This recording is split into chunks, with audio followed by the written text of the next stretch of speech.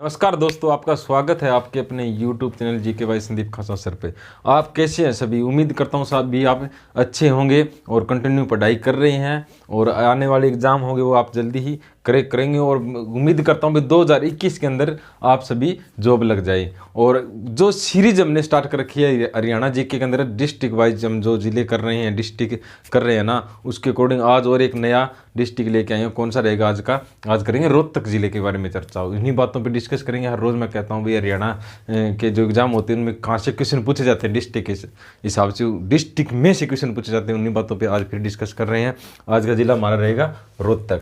अगर रोहतक जिले की बात करें ना, तो रोहतक जिले का गठन कब हुआ था? जब हरियाणा का गठन हुआ। कब? 1 नवंबर 1966 को, यानी 1 नवंबर 1966 को हरियाणा का गठन हुआ था। उस समय कितने जिले थे? 7 जिले थे। और 7 जिलों में कौन सा जिला था? रोहतक जिला भी था। मैंने ट्रिक करवाई थी, घर जेके में, घर जेके में यानी घर में जो आ रहा है तो उसके क्या बना था? रोहतक बना था। और हरियाणा गठन के समय सबसे बड़ा जिला कौन सा था? हिसार था। और हरियाणा गठन के समय सबसे छोटा जिला कौन सा था? जींद था। मैंने सभी सातों के सातों जिले आपको बताए थे। और आज किस जिले की बात कर रहे हैं? रोहतक जिले। कब बना था? 1 नवंबर 1966 को। अगर रोहतक जिले का नामकरण की बात करें ना, तो राजा रोहतास के नाम पे नामकरण, यानी किसके ऊपर नाम पड़ा है? राजा रोहितास के नाम पे। राजा रोहितास के नाम पे इसका नाम पड़ा था। ठीक है। अगर उपनाम आ जाए तो उपनाम कौन कौन से रहेंगे? पहले मैं बताता हूं, महाभारत के दिग्विजय में भी, महाभारत के नुकुल दिग्विजय में, नुकुल दिग्विजय में किसका वर्णन है? रोहतक का वर्णन है। यानी महाभारत के नुकुल दिग्विजय में किसका वर्णन है? प्राचीन बात करें तो रोहतक का वर्णन है। राजा रोहतास के नाम पे इसका नामकरण था। उपनाम की बात करें ना, तो उपनाम कौन कौन से रहेंगे? रोहतास नगर, रोहतास नगर। एजुकेशन हब, अगर एजुकेशन सिटी आ जाए तो सोनीपत रहेगी, लेकिन एजुकेशन हब कौन सा रहेगा? रोहतक रहेगा। राजनीतिक दृष्टि से हरियाणा की राजधानी, राजनीतिक दृष्टि से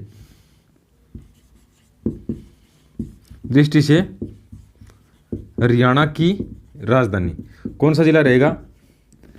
राजधानी ये रहेगा रोहतक। यानी राजनीतिक दृष्टि से हरियाणा की राजधानी कौन सा रहेगा? तो ये रहेगा रोहतक। अगर प्रशासनिक आ जाए, प्रशासनिक राजधानी कौन सी रहेगी? पंचकुला। लेकिन हरियाणा की राजधानी कौन सी है? ये है हरियाणा की राजधानी चंडीगढ़। ठीक है। राजनीतिक दृष्टि से आ जाए तो रोहतक रहेगा। इसी तरह रोहतास नगर किसका प्राचीन नाम है? रोहतक का। एजुकेशन हब किसका नाम है? रोहतक का। अगर एजुकेशन सिटी आ जाए तो वो कौन सी रहेगी? वो रहेगी हमारी सोनीपत। इसी तरह अगर बात करें किस मंडल में आता है ये रोहतक, किस मंडल में आता है? खुद रोहतक एक मंडल है। मैंने कल की वीडियो में बताया था, जब सिरसा डिस्ट्रिक्ट रहा है सबसे अधिक जिले किस मंडल में आते हैं? रोहतक मंडल में आते हैं। झज्जर डिस्ट्रिक्ट रहा है, उसमें बताया झज्जर किस मंडल में आता है? रोहतक मंडल में आता है। यानी रोहतक मंडल में कितने जिले आते हैं? 5 जिले आते हैं। मैं बहुत बार बता चुका हूँ। यानी रोहतक मंडल में कितने जिले आते हैं? 5। और 5 के 5 जिले एनसीआर में भी आते हैं। राष्ट्रीय राजधानी क्षेत्र जिसका गठन हुआ था 1985 में। यानी रोहतक मंडल के सभी जिले किस में आते हैं? एनसीआर में। और किस मंडल के सभी जिले आते हैं? गुरुग्राम और फरीदाबाद के जो सभी जिले हैं वो भी एनसीआर में आते हैं। हरियाणा के कुल 14 जिले आते हैं एनसीआर में। यानी रोहतक मंडल की बात करें, रोहतक जिला रोहतक मंडल में है और 5 जिले आते हैं। मैंने पिछली वीडियो में बताया है। और एनसीआर में रोहतक मंडल के सभी जिले आते हैं। ठीक है। इसी तरह अगर बात करें ना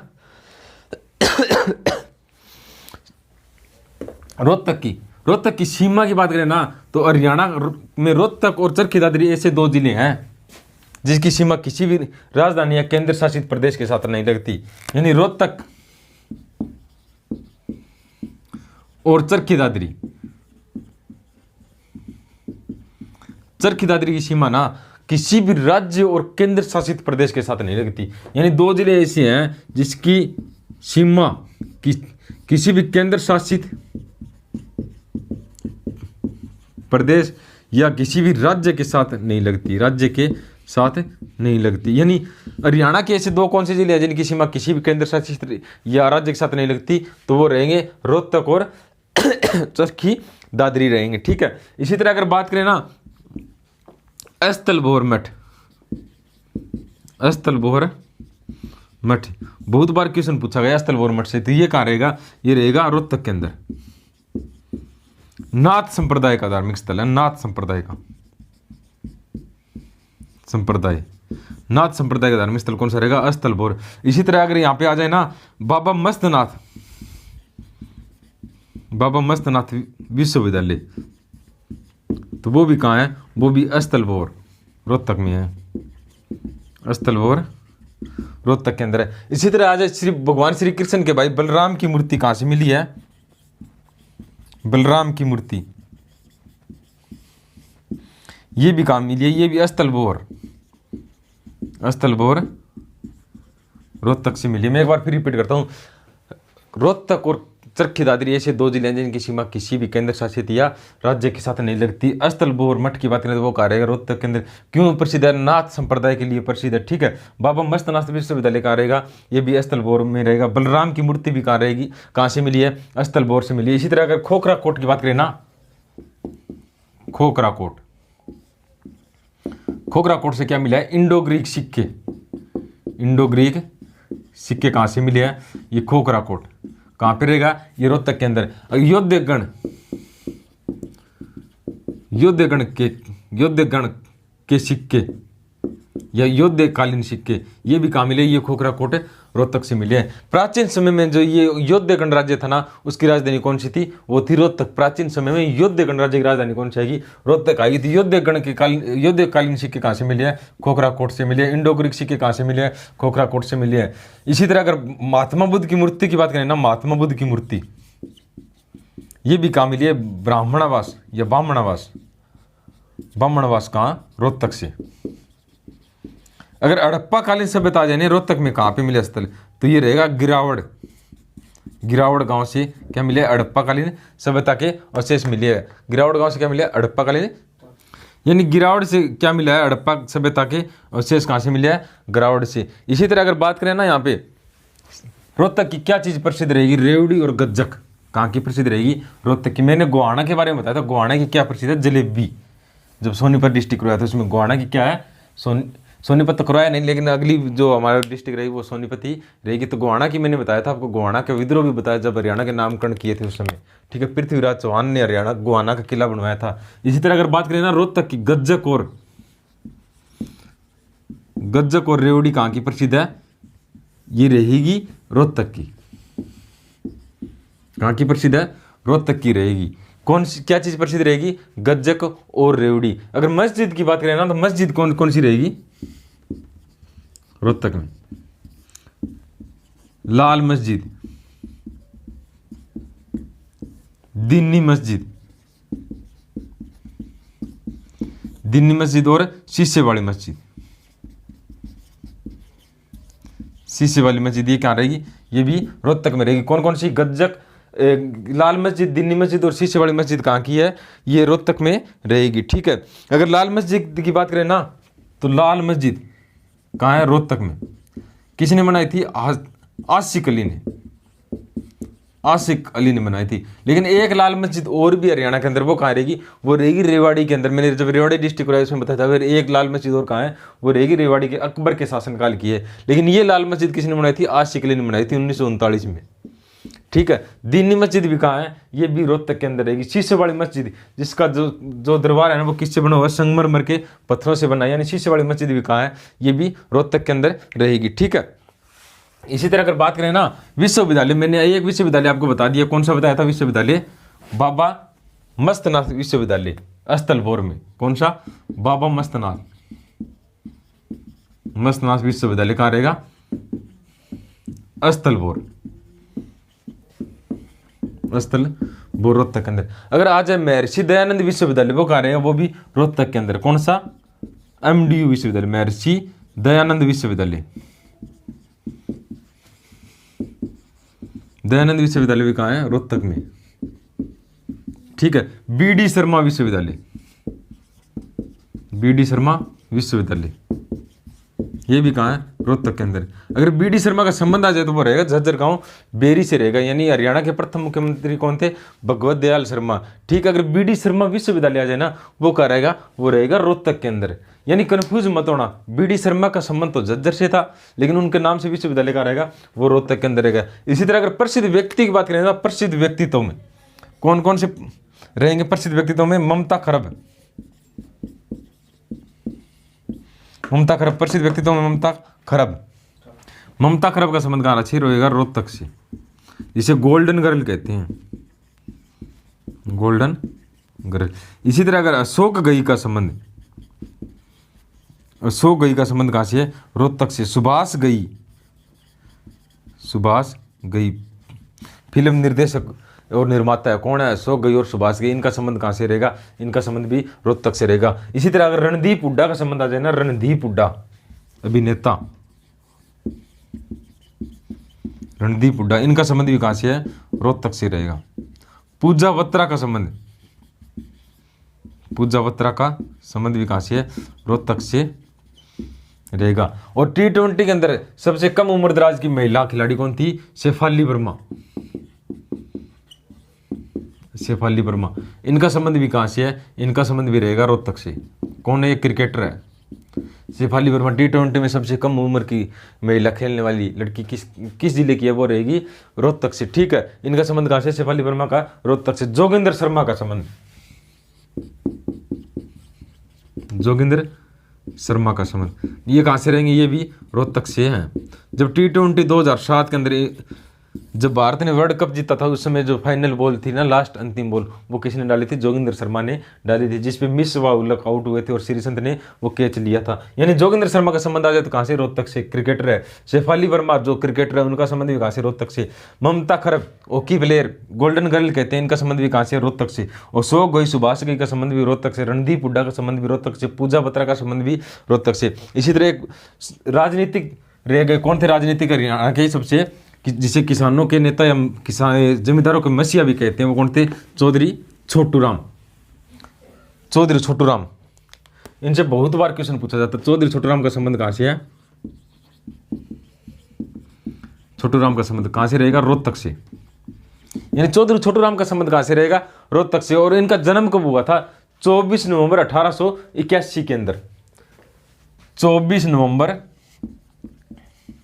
1881 में। दोस्तों आपको एक अंदाजा लगाना जरूरी होता है, अगर याद भी ना रहे ना तो ये जरूर होता है भाई 1881 याद रखना पड़ेगा, क्योंकि एक क्वेश्चन पूछा गया था, खेर अंदेश पत्रिका किसकी? मैंने पिछली वीडियो में बताया था खेर अंदेश पत्रिका भी क्यों जरूरी है हमें ये याद रखना, क्योंकि अच्छा सी क्वेश्चन पूछते खेर अंदेश पत्रिका।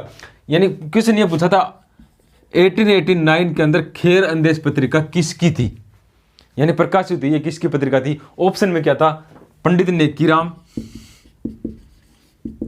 पंडित नेकीराम, चौधरी छोटू राम,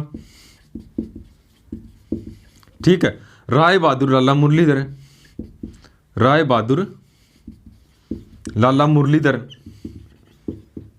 और इनमें से कोई नहीं, इनमें से कोई नहीं। बच्चों ने 1809 यानी 1889 तो पढ़ लिया, लेकिन खेर अंदेश की जगह बोली ये संदेश है, संदेश पत्रिका। संदेश पत्रिका किसकी थी?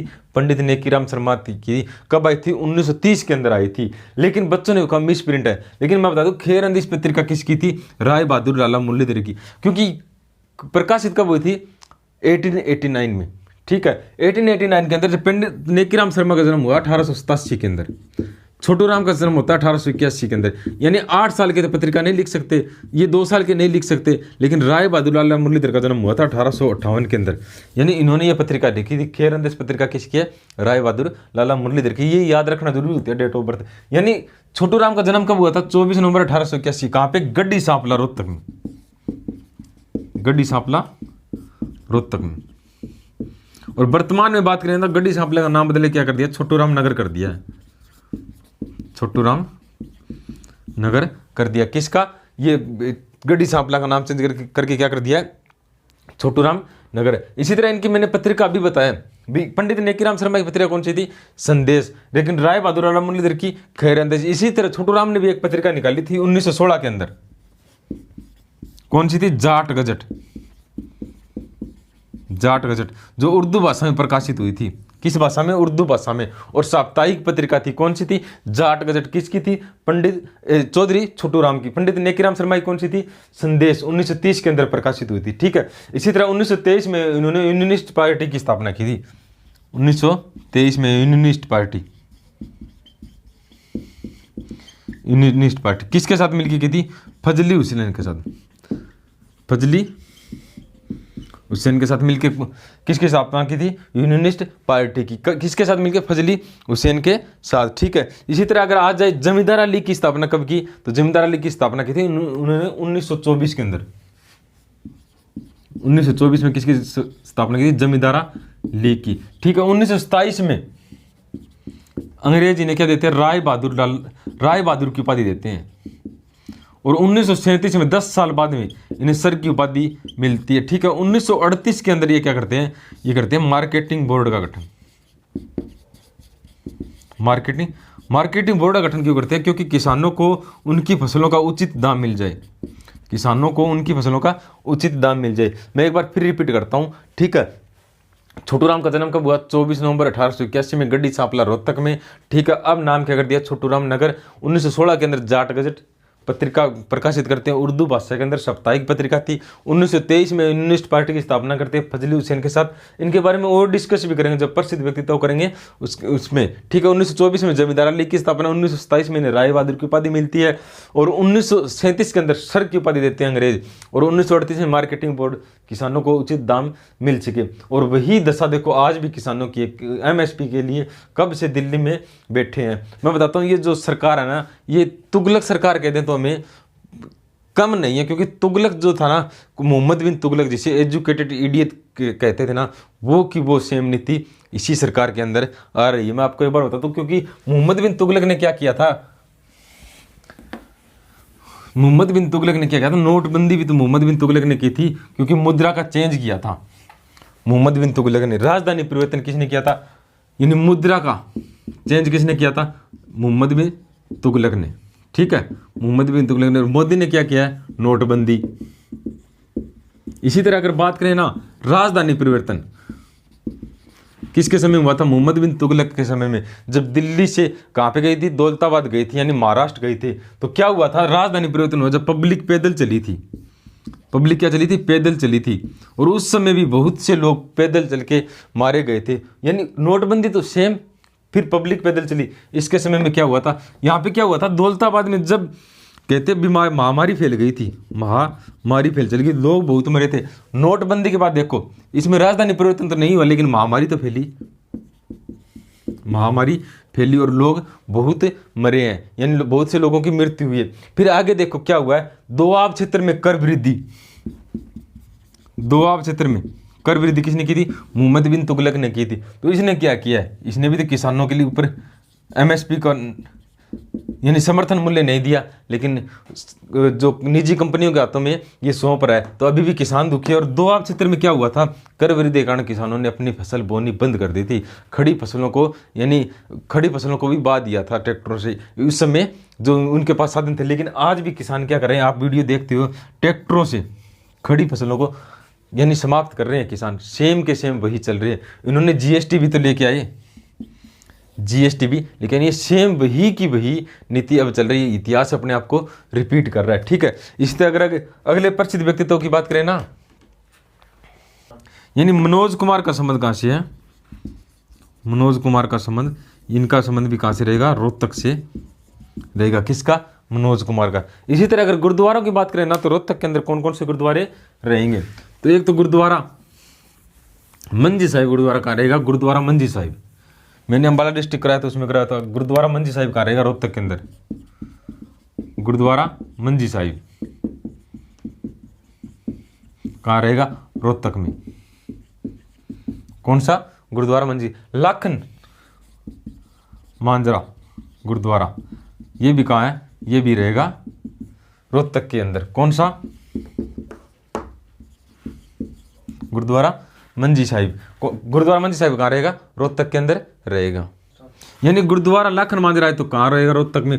गुरुद्वारा मंजी साहिब आ जाए तो कहाँ रहेगा? रोहतक के अंदर। इसी तरह अगर गुरुद्वारा बंगला साहिब आ जाए, गुरुद्वारा बंगला साहिब आ जाए तो कहाँ रहेगा? रोहतक के अंदर रहेगा। ठीक है, कौन कौन से रहेंगे? गुरुद्वारा मंजी साहिब, गुरुद्वारा लाखन मांजरा, गुरुद्वारा बंगला साहिब, ये तीनों कहाँ रहेंगे? ये रहेंगे रोहतक के अंदर। इसी तरह अगर गौकर्ण का तालाब आ जाए, वो कहाँ रहेगा? रोहतक में। गौकर्ण का तालाब कहाँ है? रोहतक के अंदर रहेगा। और सबसे प्रसिद्ध झील, बहुत बार क्वेश्चन पूछे गए, तिलियार झील कहाँ रहेगी? रोहतक के अंदर। रिपीट करूंगा, आपको याद भी हो जाएंगे साथ के साथ में।